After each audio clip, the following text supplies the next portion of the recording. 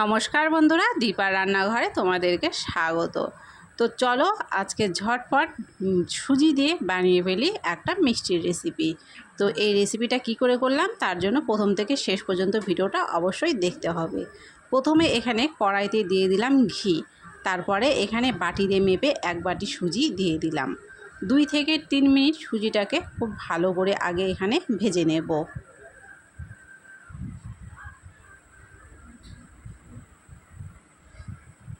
সুজিটা 2 থেকে 3 মিনিট ভাজা হওয়ার পরে এখানে বড় চামচ দিয়ে মেপে 2 চামচ ময়দা এখানটায় দিয়ে দেব।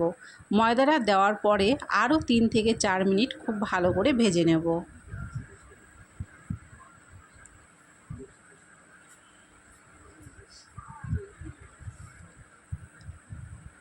তিন থেকে 4 মিনিট খুব ভালো করে ময়দা আর সুজিটা একসাথে ভাজা হয়ে গেছে। এবার যে বাটি দিয়ে মেপে সুজি দিয়েছিলাম সেই বাটি দিয়ে মেপে এখানে 1 বাটি জল দিয়ে দিলাম।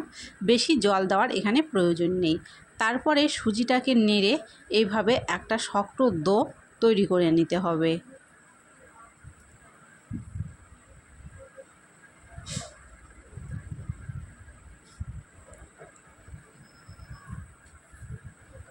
সুজির ডোটা তৈরি হয়ে গেছে। এখন নামিয়ে একটু ঠান্ডা করে নিলাম। তারপরে হাতের মধ্যে একটু ঘি মাখিয়ে সুজিটাকে খুব ভালো করে মেখে নেব।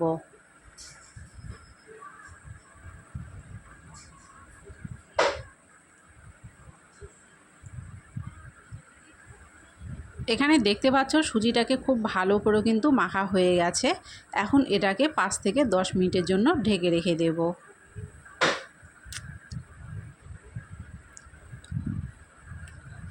এখন মিষ্টির সিরাপটা তৈরি করতে লাগবে, সেই জন্য এখানে বাটি দিয়ে মেপে 1 বাটি চিনি দিয়ে দিলাম। তার মধ্যে ওই বাটি দিয়ে মেপে 1 বাটি জল আর একটা এলাচ দিয়ে চিনি সহ জলটাকে খুব ভালো করে ফুটিয়ে নেব। আর যখন মিষ্টির সিরাপটা একটু চটচটে হয়ে যাবে তখন এটাকে গ্যাস অফ করে দিয়ে ঢেকে রেখে দেব।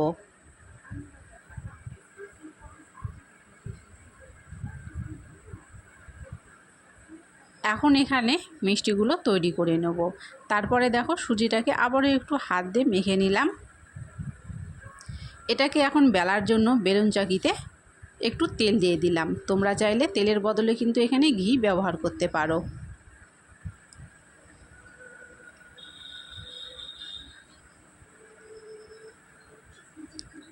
তারপরে সুজির ডোটা এর মাঝ বরাবর রেখে বেলে নেব। আর বেলে নেওয়ার সময় দেখবে সুজিটা কিন্তু 4-5 দিয়ে এরকম করে ফেটে যাচ্ছে।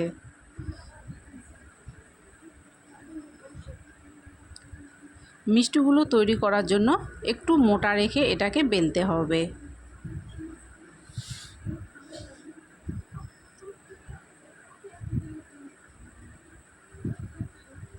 তো দেখো অনেকটা পরিমাণ মোটা রেখে কিন্তু আমি এখানে বেলে নিয়েছি।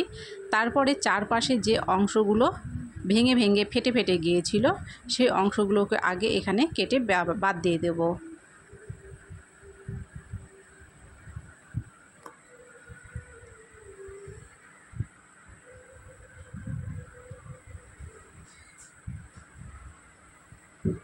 চারপাশের অংশগুলো বাদ দেওয়া হয়ে গেলে এখন এগুলো মাঝ বরাবর কেটে মিষ্টিগুলো তৈরি করে নেব।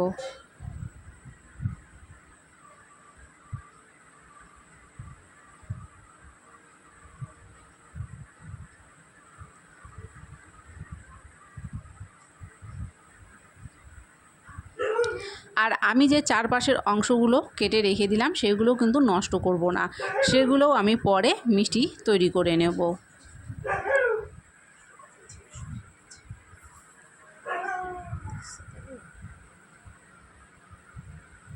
তো দেখো ঠিক এইভাবে 4 কোণ করে কেটে মিষ্টিগুলো এখানে তৈরি করে নিয়েছি। আর কতটা মোটা রেখে মিষ্টিগুলো তৈরি করেছি সেটা কিন্তু তোমরা দেখতেই পাচ্ছ।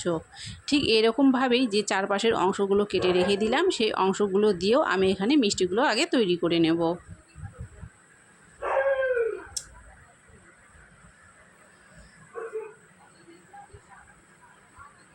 মিষ্টিগুলো এখানে সব তৈরি করা হয়ে গেছে। এখন এগুলোকে ভেজে নিতে হবে।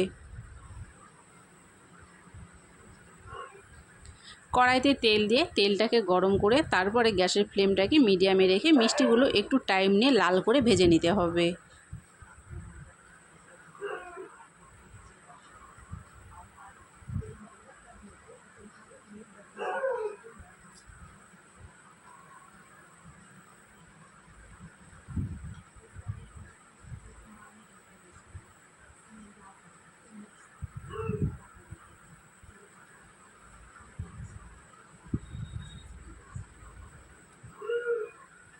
এখানে মিষ্টিগুলোকে দেখো আমি কিন্তু উল্টে পাল্টে খুব ভালো করে একদম ডিপ লাল করে ভেজে নিয়েছি। এগুলো হয়ে গেছে ভাজা, এখন উঠিয়ে নেব।